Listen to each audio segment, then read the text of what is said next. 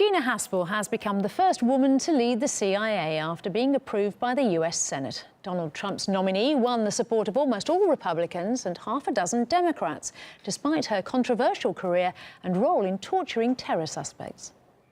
Well, even after the controversy, the final vote was 54 yeas and 45 nays. And this comes a week after she faced some tough questions from the Senate Intel Committee regarding her role in the CIA's torture program. But she never really gave a direct answer. Check it out.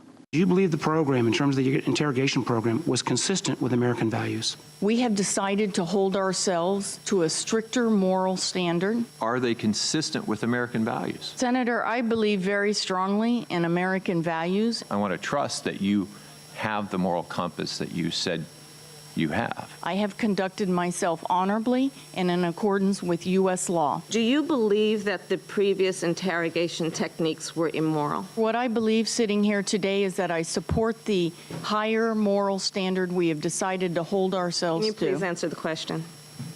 Senator, I think I've answered the question. No, you've not. The vote shows a split within the Democratic Party. 6 in total supported her, including Senator Mark Warner from Virginia. I will feel safer knowing that the CIA has Ms. Haspel at the helm.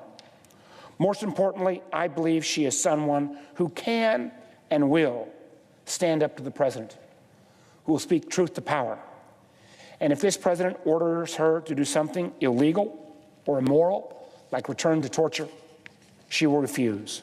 According to the American Civil Liberties Union, Haspel overseed torture that included chaining detainees to ceilings for days, slamming them into walls, simulated drowning, and deprivation of food and sleep. But lo and behold, she was confirmed by the Senate anyway. We also have to look at the bigger picture. We have John Bolton as Trump's national security advisor, Mike Pompeo as Secretary of State, and now Gina Haspel as head of the CIA. What we saw in the Senate today was a collapse among Democrats, a collapse in Democratic leadership.